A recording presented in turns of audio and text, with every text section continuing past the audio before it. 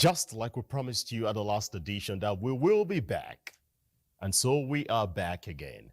And we will be talking about conflict and peace, both of which are inevitable in human existence. But managing, preventing and building blocks for peace, for progress and development of human societies is what really matters.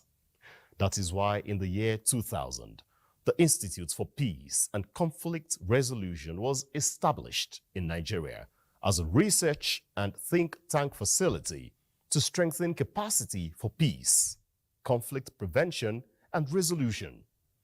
IPCR is one government agency that is striving to mitigate human suffering as a result of conflict and the worst-case scenario of loss of lives, property, livelihood, and dignity. I'm Ayodiji Makinde, and this is Reshaping Democracy.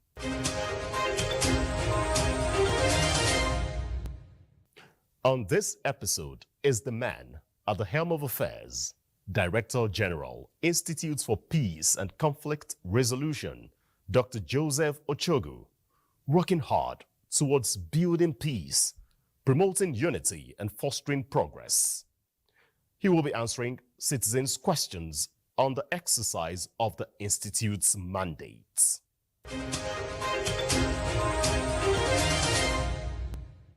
My name is Regina Ngodo Gigi from Benue State.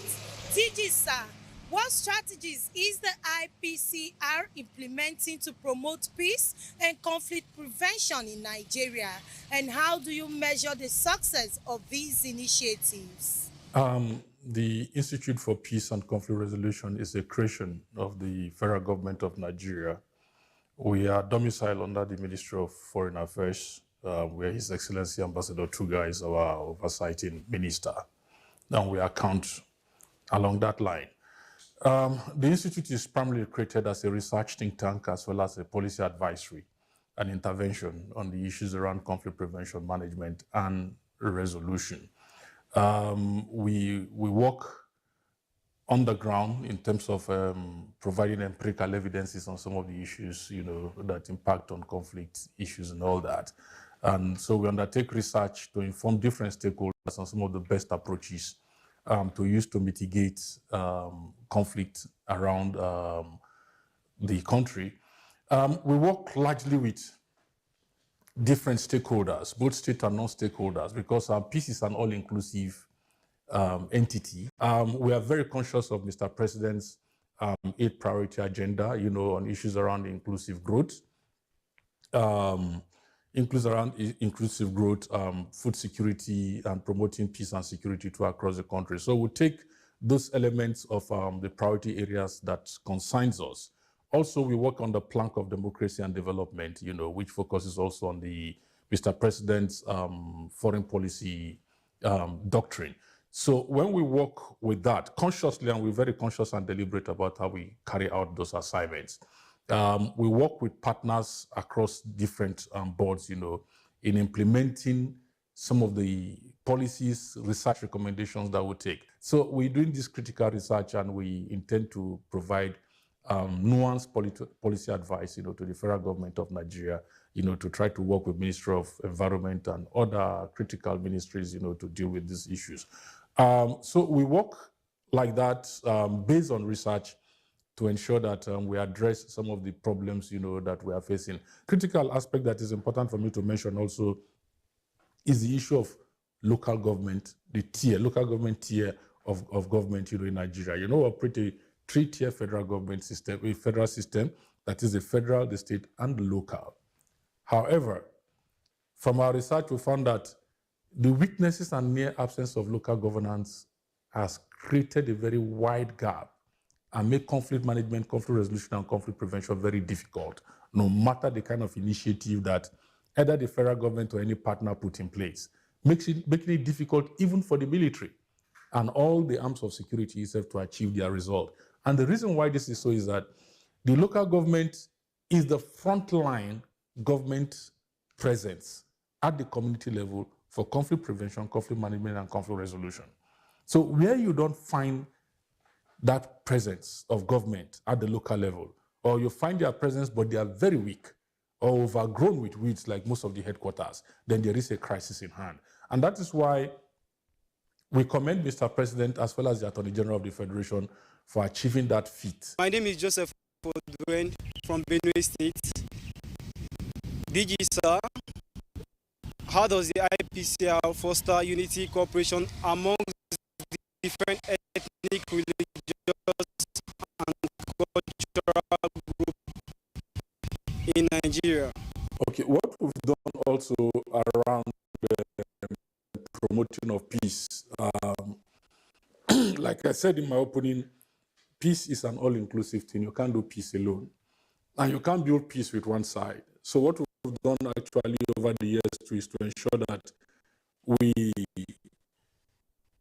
bring people for conversations, people for dialogue, at the national as well as at the respective sub-national levels, where we have some level of engagement in terms of,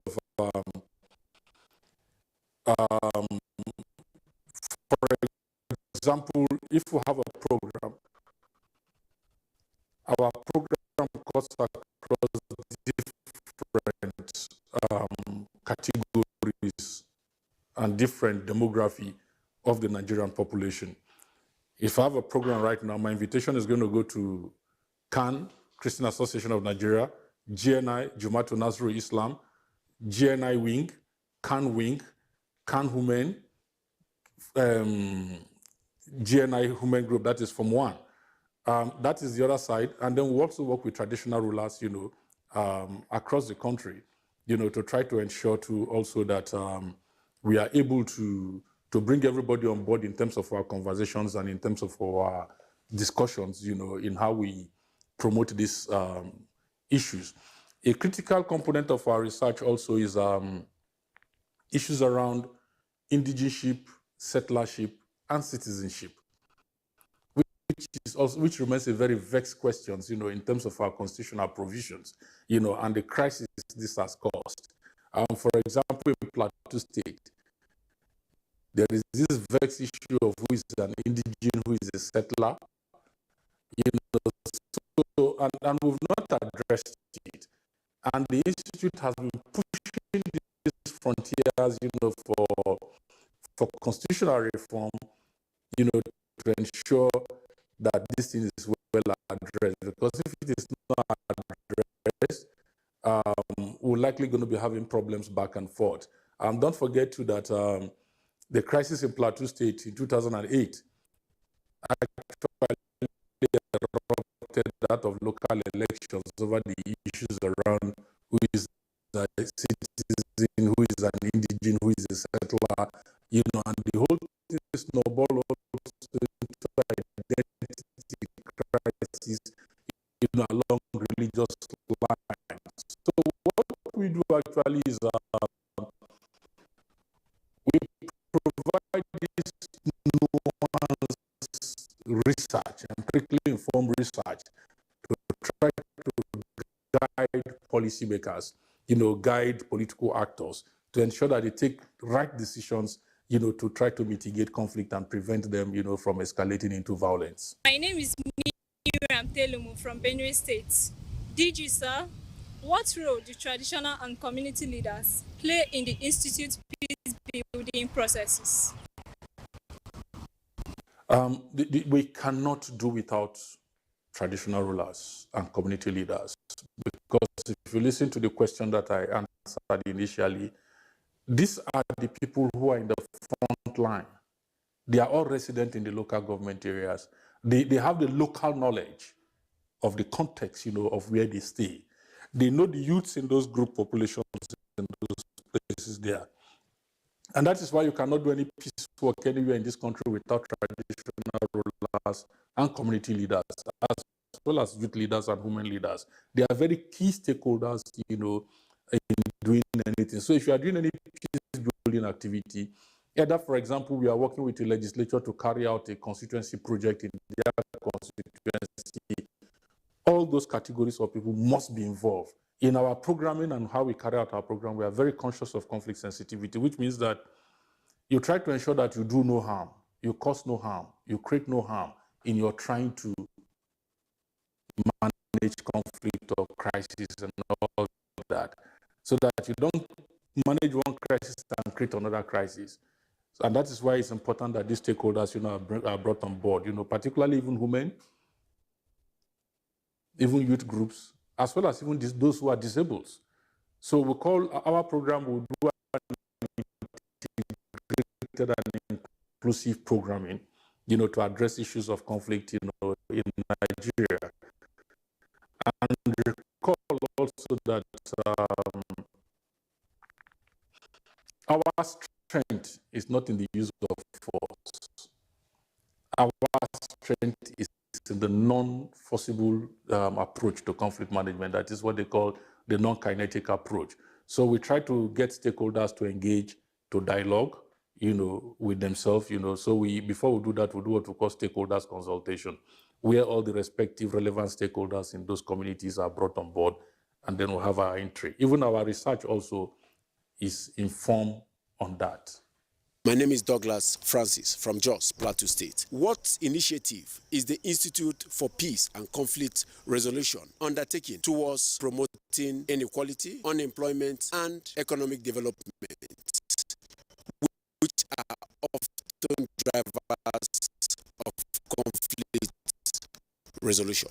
Yeah, issues around poverty. Like I said in my opening, we work along Mr. President, the 8 presidential priorities, as well as the 4 Ds, which inform Mr. President's foreign policy doctrine, where you have development, you have democracy, you have diaspora, and then you have demography. So if you take those 4 Ds, particularly development, democracy, and demography, you see that falls within the work that we do. Nigeria has a very huge youth population, and from data, it is shown that unemployment rate is very high. So we are very conscious also of the 8 priority agenda, which has to do with economic growth, inclusive, economic and inclusive growth, for Nigerians, as well as fostering peace and security, as well as food security and all that. So our program tried to synchronize, and sync these strategic pillars of the federal government of Nigeria to ensure that our research informs some of these things. If you look at the bourgeoisie nature of our youth population, what they call the youth population bulge, as well as you look at the creative and innovative opening up, in the digital space. How do we ensure that our youths are able to participate functionally in that digital space? So we work with the Nigerian Export Talent Group, which is in the Ministry of Trade and Industry. And then, of course, the Commonwealth, the Royal Commonwealth Society Nigerian Group, to try to carry out that particular activity. Follow up also, we had the digital peace building, what we call the digital peace building for Nigerian youth.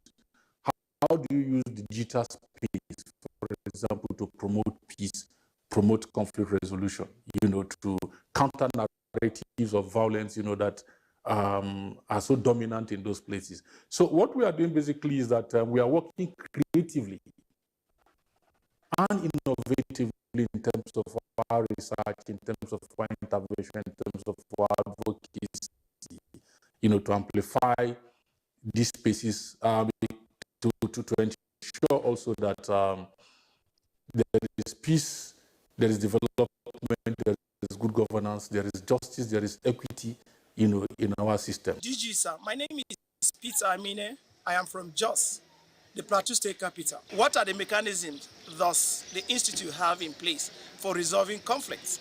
How do you ensure that these mechanisms are accessible at the grassroots? Yeah, I think the grassroots element of it, I must say that it is weak. It is weak for now because enough of so much of this elitist approach. And that is why we want to ensure that the local government system work.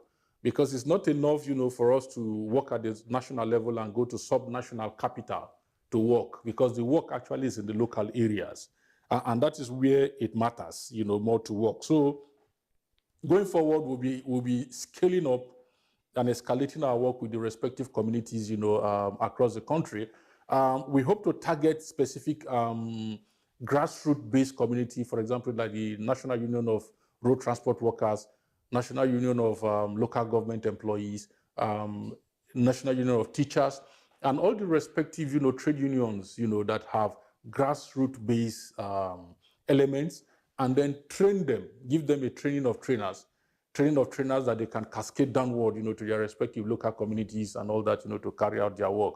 We are also working with the Nigerian Civil Defense Corps, Security and Civil Defense Corps, who have their presence in the 774 local governments, across the country, as well as we will be working with the National Orientation Agency to see how we are able to build capacities around conflict prevention, conflict management, using the soft side of it, providing this knowledge, these skills, and competencies, to relevant state actors as well as non-state actors to help us reverse this ugly trend, this ugly culture of violence, and then dominate the space with a culture of peace. My name is Marie-Therese Nanlong. I'm calling from Jos Plateau State.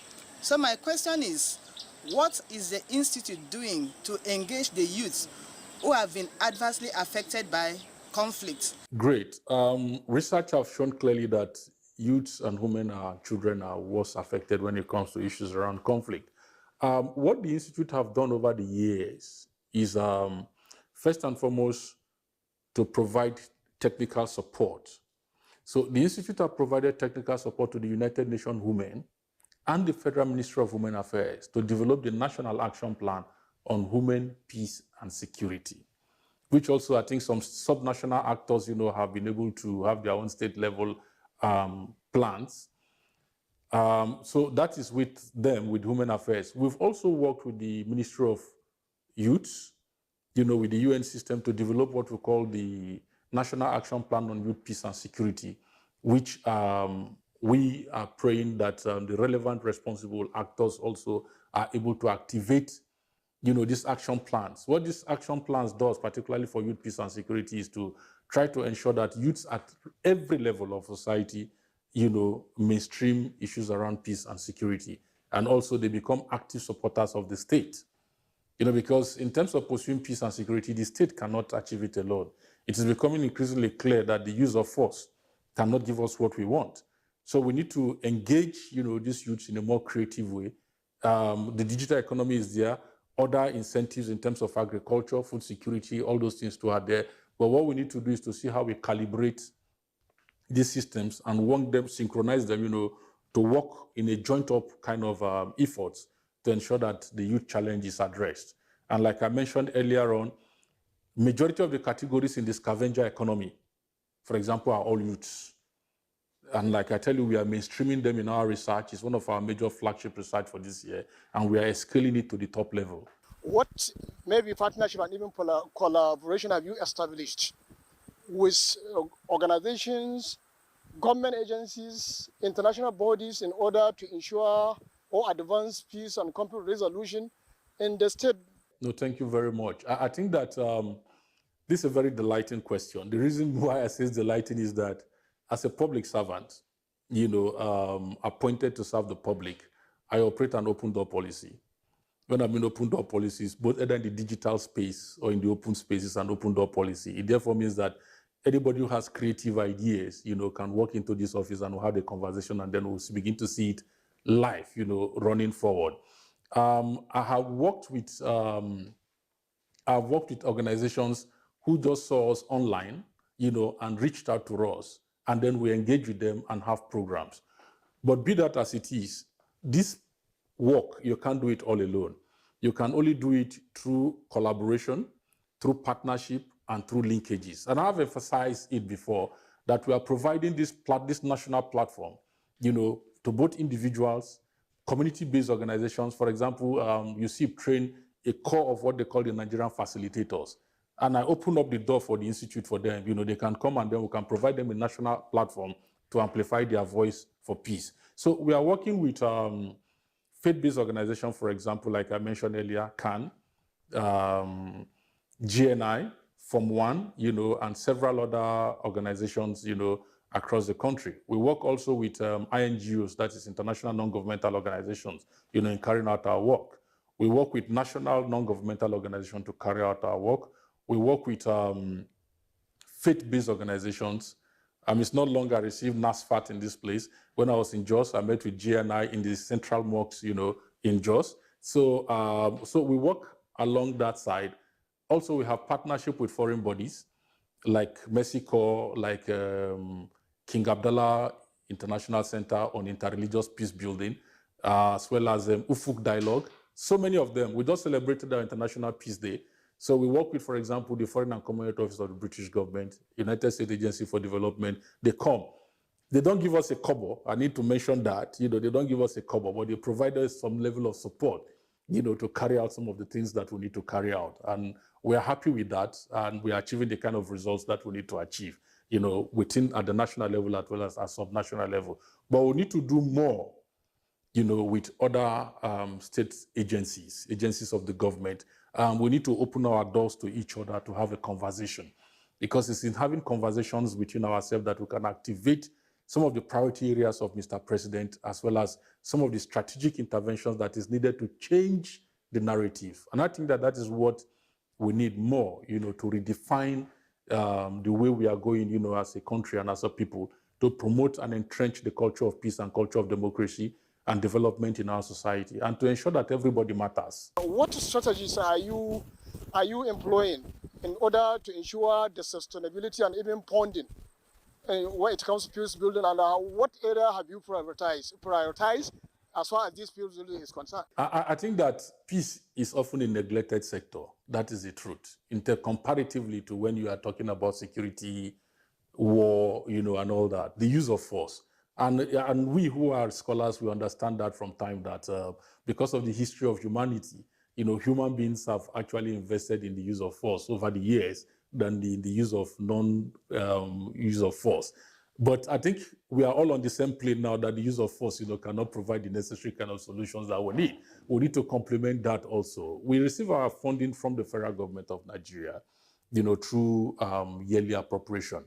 It is sad, and I must say it on national television, that those appropriations are very small and cannot, in real essence, speak to the mandate, of our creation. So there is a disconnect between the level of resources that comes in and how we are able to achieve our mandate. But be that as it is also, we're working with different partners across board. We work with some legislators who feel that, okay, few legislators who feel that, no, they need to do issues around peace, community cohesion, social cohesion in their respective community. And they tell us, we'll try to design specific programs for them also that feedbacks on their constituent, in trying to deliver. That way also we deliver, in different areas, for example, in Borno, in Delta, and Plateau, and some parts of the country where the legislators deem fit to say, okay, no, we need to do this kind of interventions on our community. We also receive some little seed fundings from international partners to carry out some bit of research, some bit of interventions that speak to it. And like I said, for most partners internationally, there is not a zero, it's a zero kobo that comes in here, but we all work with our technical skills to provide that level of support, for them. But again, like I said, peace is often treated as an orphan in our national appropriation. There is a need, for the government to provide more funding, to ensure that the soft power angle of the federal government of Nigeria is strengthened. For example, the NTA, the National Orientation Agency, the Institute for Peace and Conflict Resolution. Those are the soft power element of the Nigerian government, that they need to invest more on to ensure that they can amplify their voice. Because in the public space right now, there is a competition. There is a competition for dominance of the space. The state must not marginalize itself by marginalizing its soft power capacity.